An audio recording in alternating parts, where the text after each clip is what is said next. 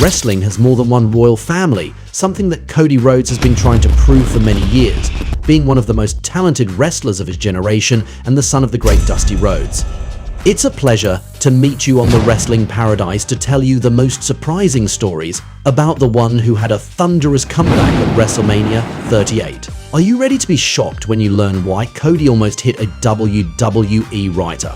Are you wondering what he requested to Vince McMahon before returning to his company?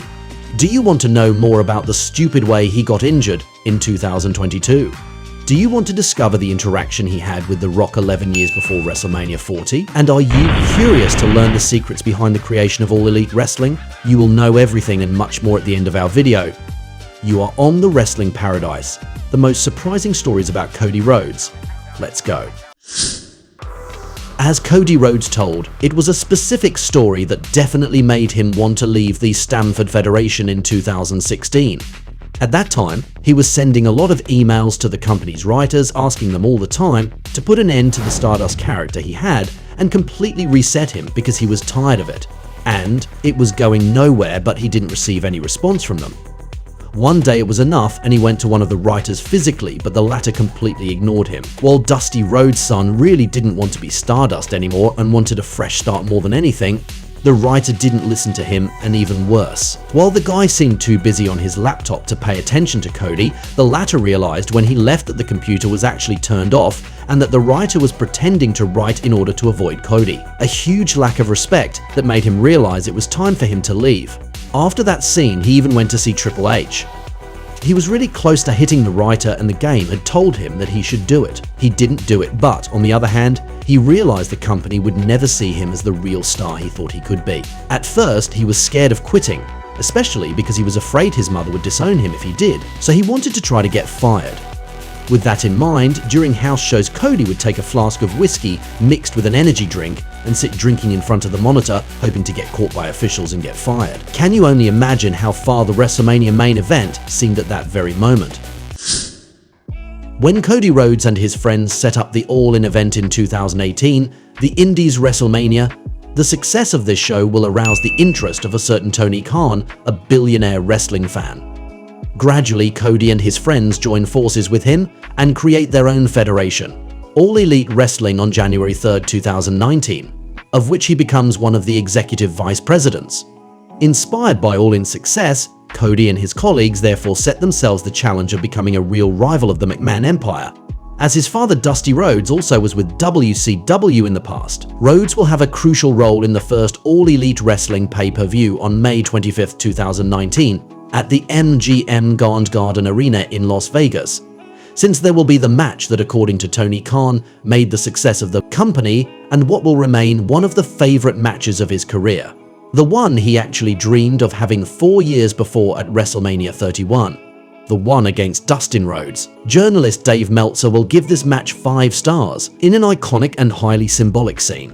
Cody will destroy with a sledgehammer, the weapon of choice of Triple H, one of the rival's important people, a throne, which is a strong symbol since one of his nicknames is also the King of Kings, and it is clearly a declaration of war to the Stamford Federation.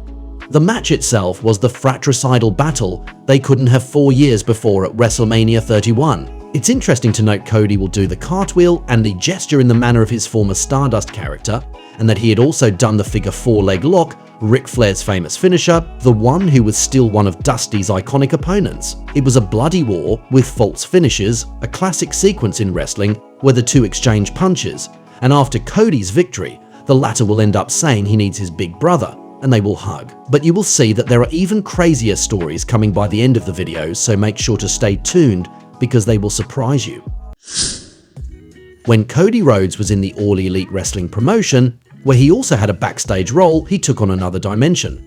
We can remember his memorable rivalry with MJF at the beginning of 2020, who he will make a star, taking 10 belt shots to earn the right to face him in a painful segment. He also became the first TNT champion in the company's history in May 2020, since he refused to compete for the main title. He did open challenges every week that will enable him to elevate wrestlers who will even come from outside, like Eddie Kingston, for example. He had his own reality TV show with his wife, Rhodes to the Top.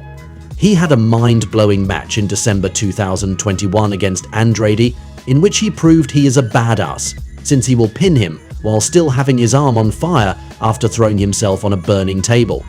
For the record, at All Elite Wrestling, they will call the equivalent of the gorilla position, the backstage spot where the officials watch the show, the Dusty position, a beautiful tribute to his father. Years after Dusty, another Rhodes, the other royal family of wrestling, had therefore become the main competitor of the McMahons again.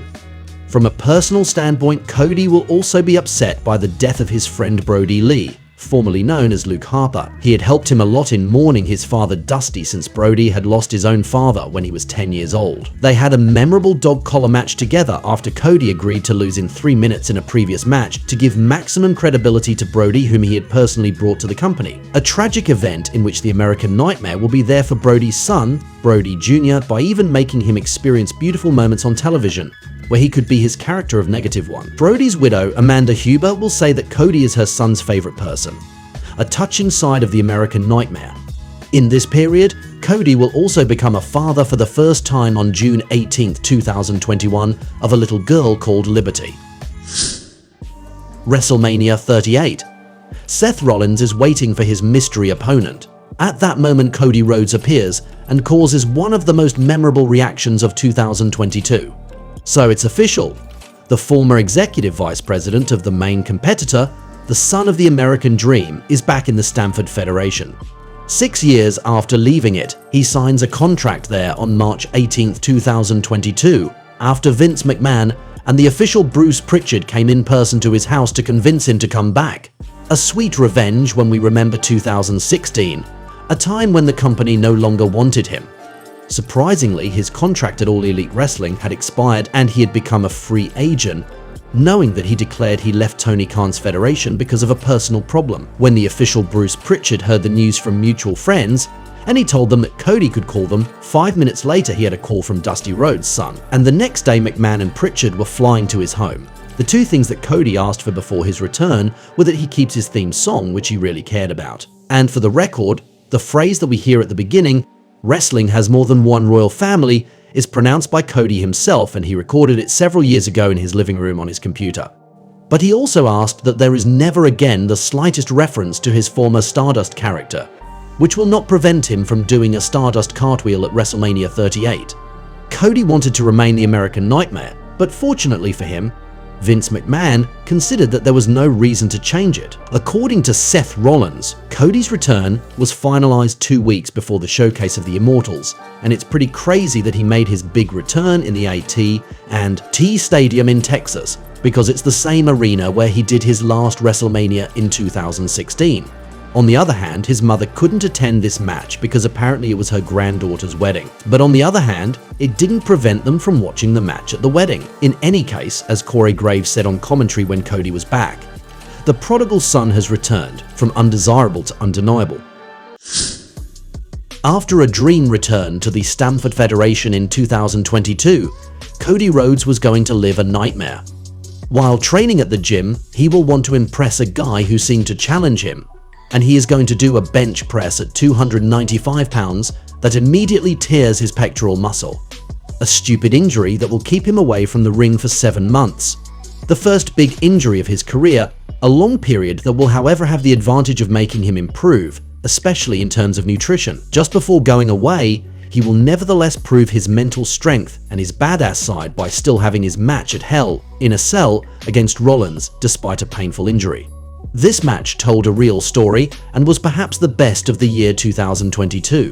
From the very beginning, when Seth Rollins unveiled his outfit with yellow polka dots on a black background, it was incredible because it was a direct reference to Dusty Rhodes' outfit. In addition, it is an outfit that is generally considered as an attempt by Vince McMahon in the early 90s to humiliate the American Dream by forcing him to put that outfit. So it was a real provocation and a great way to get inside Cody's head from Rollins. For his entrance, the American Nightmare had some great pyro, and the moment when he revealed his injury really took the breath away of everyone in the arena. It was impressive. His way of fighting with this injury was admirable.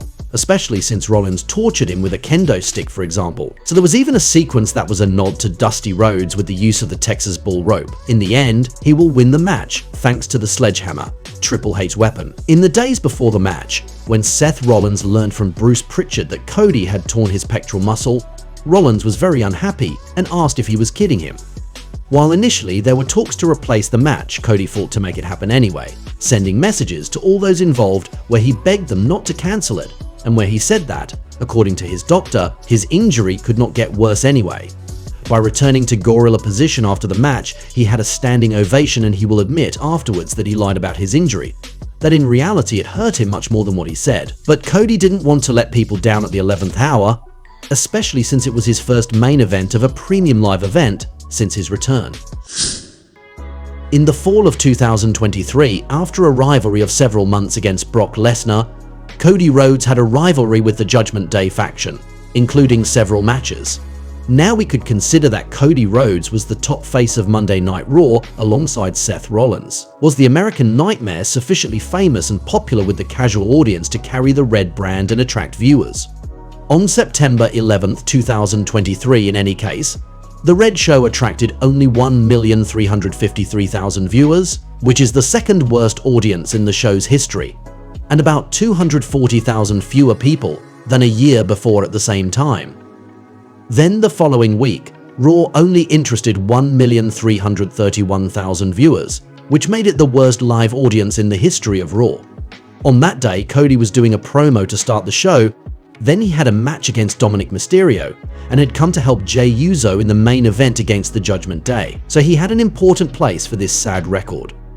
In any case, this lack of interest from the viewers didn't prevent this story with the Judgment Day from continuing, and on the Fastlane show, Cody will even become tag team champion with Jey Uso against Finn Balor and Damian Priest. It should be emphasized that the most entertaining element of Fastlane was probably the post-show press conference, in which we saw Cody Rhodes and Jey Uso drunk, a hilarious and authentic moment as we see too rarely. In the Stamford company, Cody Rhodes experienced a lot before really starting to succeed there. At one period, he had several gimmicks without having any big successes, except at best the Intercontinental title and the team championship. In September 2012, there was a new reinvention. Together with his colleague Damien Sandow, they became the Rhodes Scholars. We see a Cody with a mustache who will embody with his partner an intellectual elite who wants to save all the jabronis around them from their misery. It's rather funny and entertaining, but it was strictly condemned to stay in the mid-card of the show to amuse the fans. Cody could have never become champion with a gimmick like this.